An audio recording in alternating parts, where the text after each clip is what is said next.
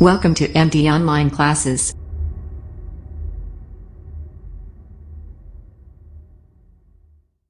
Good morning all of you. पिछले class में जहाँ तक हम लोग पढ़े थे क्लासिफिकेशन ऑफ मैटर तक पढ़ चुके थे। क्लासिफिकेशन ऑफ मैटर का क्लासिफिकेशन किया गया था on the basis of physical state और and on the basis of chemical composition. दो के आधार पे फिजिकल स्टेट और केमिकल कंपोजिशन के आधार पे मैटर को भागों में बांटा गया था। अब इसके बाद अगला क्लास, सबसे पहले तो मैं आप सभी लोग को बता दूं कि इस पूरे ब्रह्मांड में, पूरे अर्थ पे केवल दो चीज पाई जाती है। क्या कहा जा रहा है? इस पूरे ब्रह्मांड में, पूरे विश्व में केवल दो ही चीज पाई जाती है। पहला लिविंग और दूसरा नॉन लिविंग।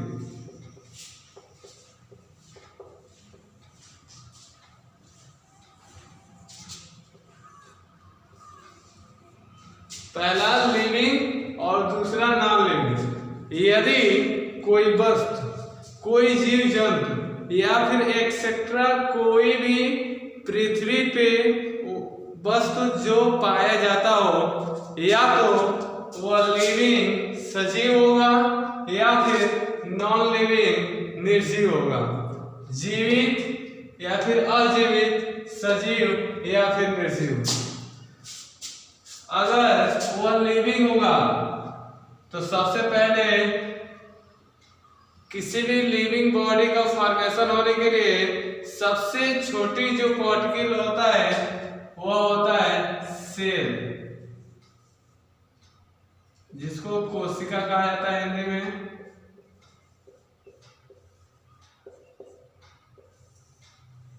सबसे पहले तो बहुत सारे सेल मिले होंगे, छोटे छोटे। सबसे मिनिमम साइज का जो पार्टिकल होता है लिविंग बॉडी का, वह सेल होता है।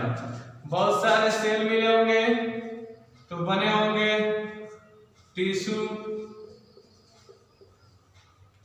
जिसे हिंदी में ऊतक कहा जाता है।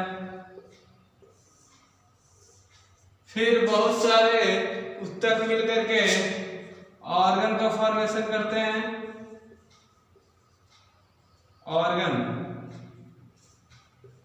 तंत्रिका,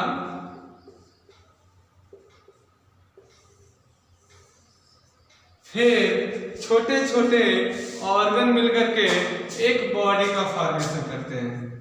किसका? बॉडी, शरीर।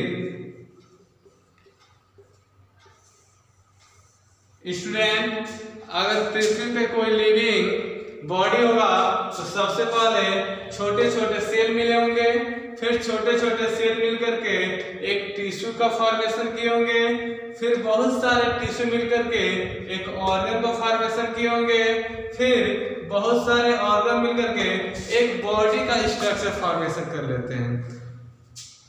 बॉडी मीन्स केवल जीव जंतुओं की बॉडी की बात नहीं की जा रही है, यहाँ पे पेड़ पौधों की भी बात की जा रही है। कोई भी लिविंग बॉडी इन्हीं के बेस पे फॉर्मेशन उनका होता है। ठीक ऐसे ही नॉन लिविंग में सबसे छोटी पार्टिकल जो होता है वो होता है एटम। क्या होता है स्टूडेंट? एटम, परमाणु। नॉन लिविंग का सबसे छोटा पार्टिकल एटम होता है, परमाणु होता है। फिर छोटे छोटे एटम मिलकर के मॉलिक्यूल का फॉर्मेशन करते हैं। मॉलिक्यूल, अणु।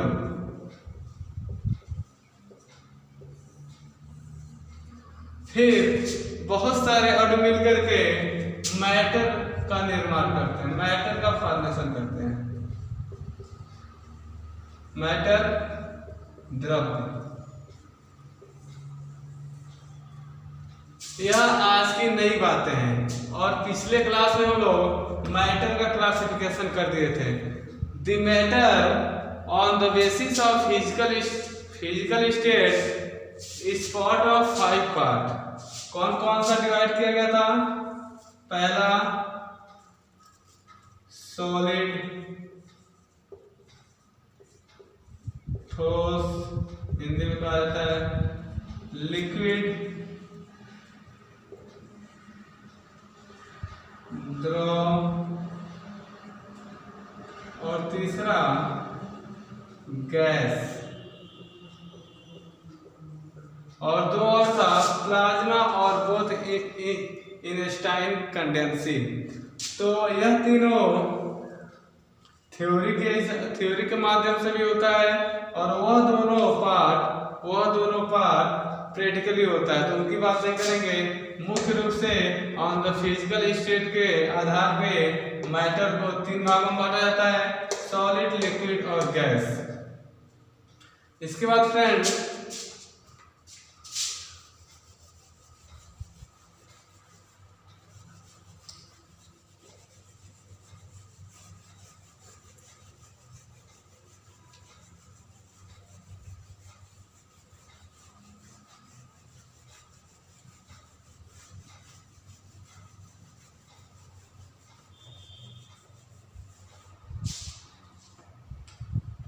सबसे पहले किसी मैटर का फॉर्मेशन करने के लिए बहुत सारे अणुओं को मिलना पड़ता है। और अणु कैसे मिलता है? इन अणुओं के बीच में दो फोर्स वर्क करता है। पहला जो होता है वो होता है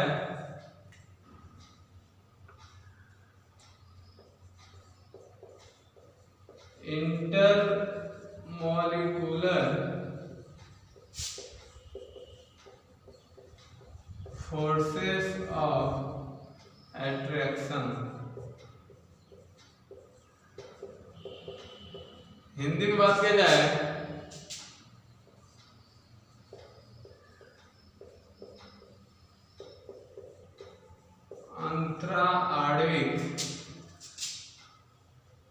अंतरा आणविक आकर्षण बल, और दूसरा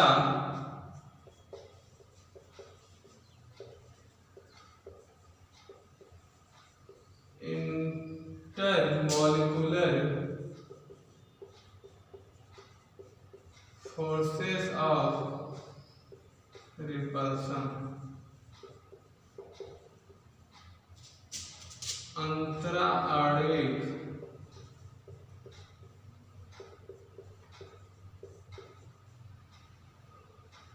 आणविक प्रतिकर्षण बल।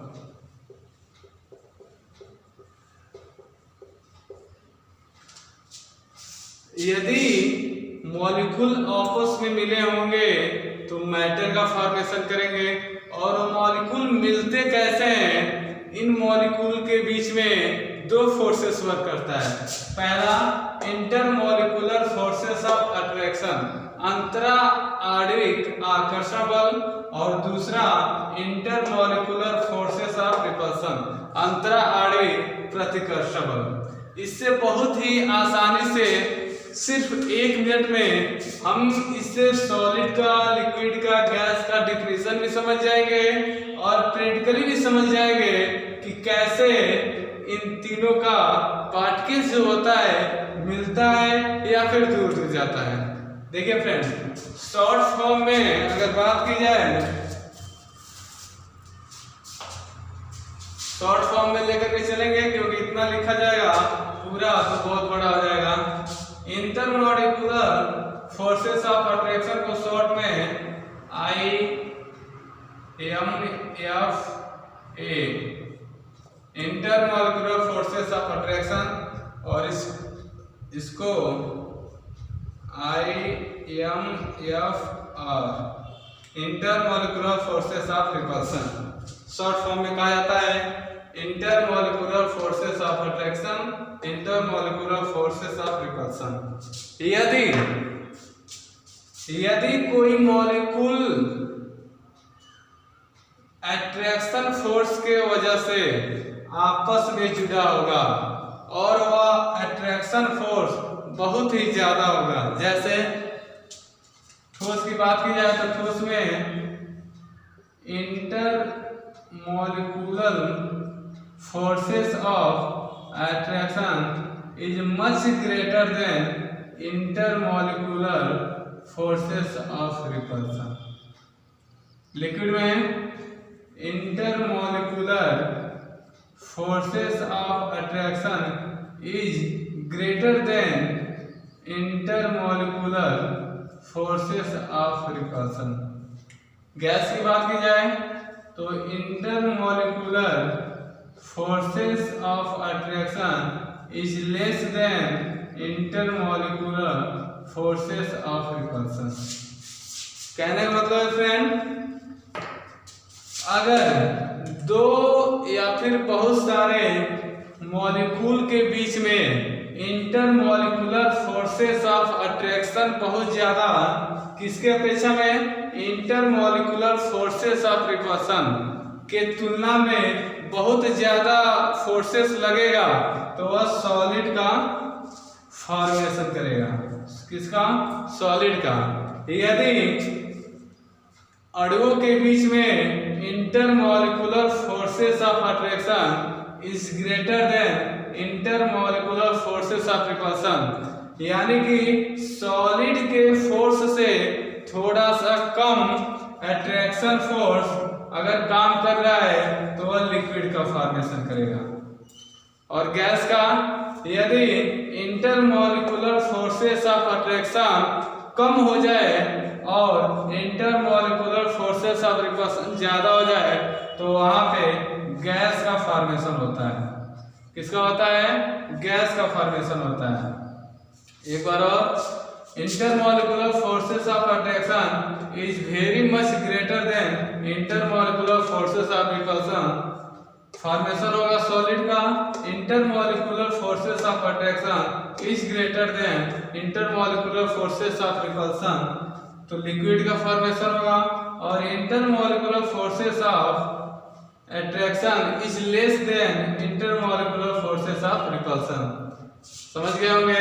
यदि आप लोग के मन में क्वेश्चन उठ रहा होगा, यदि अगर बात की जाए तो कहीं पर इंटरमॉलिक्यूलर फोर्सेस ऑफ अट्रैक्शन और इंटरमॉलिक्यूलर फोर्सेस ऑफ रिपल्सन दोनों बराबर हो जाए तो क्या होगा?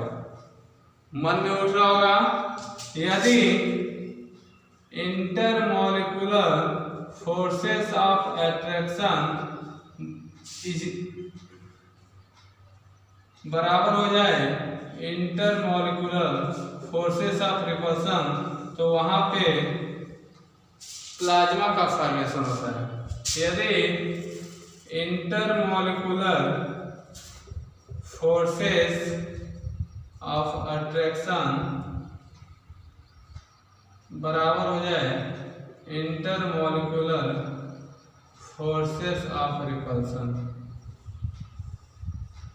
बराबर ना हो, कम हो जाए तो वहां पे बोथ इनस्टाइन कंडेंसी का फॉर्मेशन होता है। इसके बाद अब सॉलिड लिक्विड गैस के बारे में पढ़ा जाए। कहाँ तक पढ़े थे? एक और चार्ट के माध्यम से सॉलिड लिक्विड और गैस में डिफरेंस पता किया जाता है। टेबल बना लेंगे हम लोग।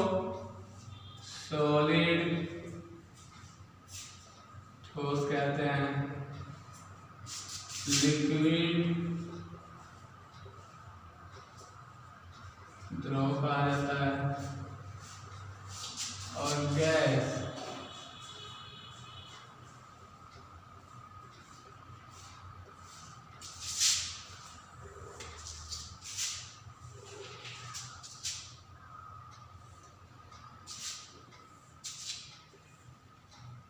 पहला तो हम लोग पहला अंतर अभी पढ़ेंगे, एक बार और रिवीजन करके जा रहा है।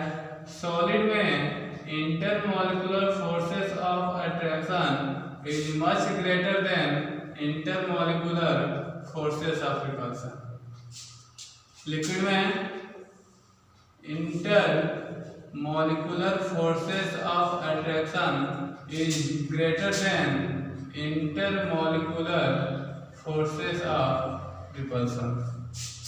और गैस में intermolecular forces of attraction is less than intermolecular forces of repulsion.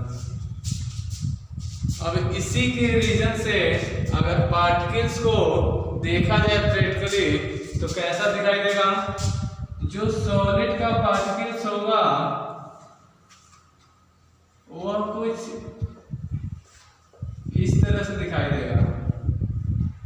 अगर लैब में किसी सॉलिड को लेकर के और देखा जाए कि उनमें जो मॉलिक्यूल्स हैं किस तरह से अरेंज हैं, तो मॉलिक्यूल्स को अगर देखा जाएगा तो कुछ इस तरह से बहुत ज़्यादा पास पास में जुड़े हुए दिखाई देंगे। और यही लिक्विड की बात की जाए तो लिक्विड के मॉलिक्यूल्स दूर दूर दिखाई देंगे।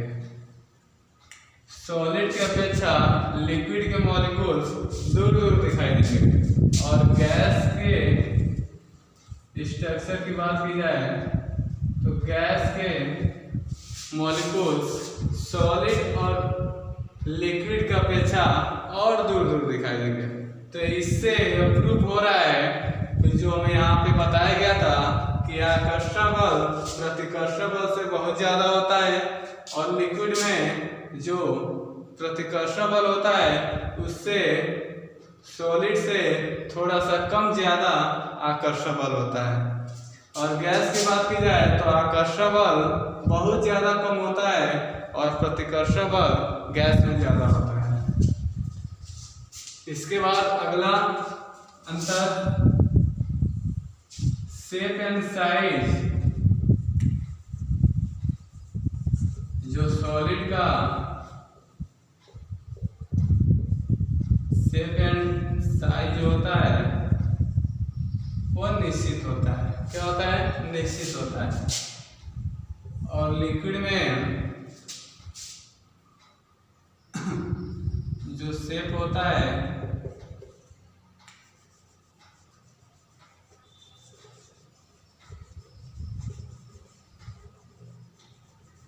शेप और साइज, शेप एंड साइज, इसमें आकार तो निश्चित होता है लेकिन जो आयतन होता है वो अनिश्चित होता है। आकार क्या होता है कि जिस भी बर्तन में लिक्विड को रखा जाएगा वो उस बर्तन के आकार का हो जाएगा। और गैस में शेप और साइज दोनों ही अनिश्चित होता है।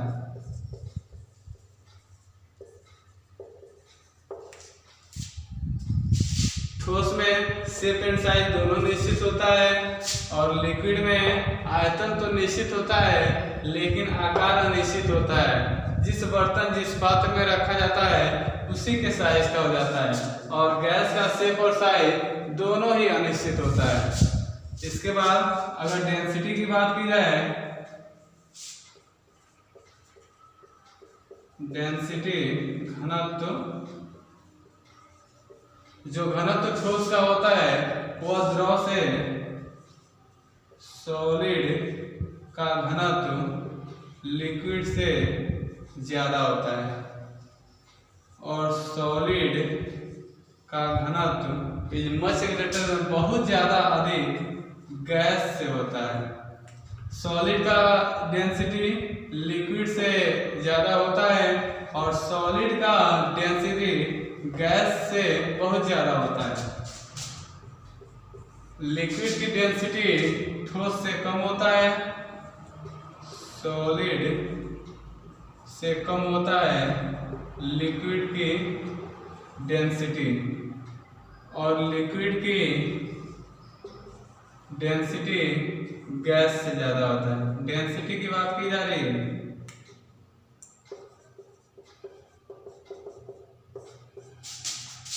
यहाँ पर भी गैस की डेंसिटी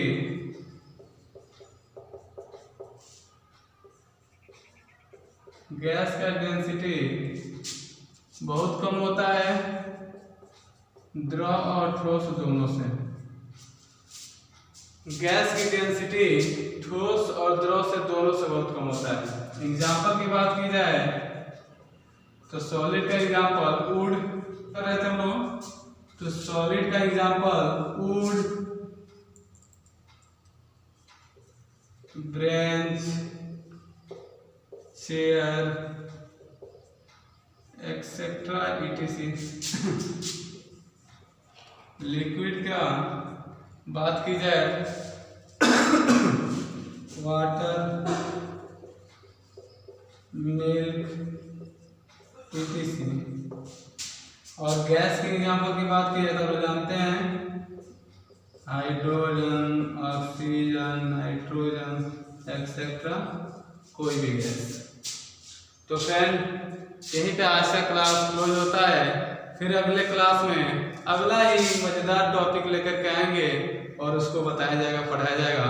तो आप लोग ऐसे ही हमारे इस वीडियो को देखते रहिए। अगर चैनल को सब्सक्राइब नहीं किए होंगे तो चैनल को सब्सक्राइब कर लीजिए और प्रेस कर दीजिए, बेल आइकन को प्रेस कर दीजिए। इसके बाद इस समय कोरोना महामारी बहुत ही तेजी से फैल रहा है, तो सभी लोग घर के अंदर ही रहें और मास्क का यूज किया करें। बिना किसी वजह से घर से बाहर न निकलें और घर से बाहर जब भी जरूरी काम से निकलें तो मास्क जरूरी पहन करके निकलें।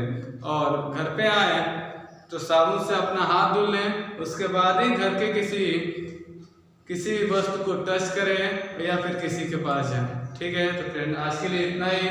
Thank you. फिर मिलते हैं अगले क्लास में अगले टॉपिक के साथ।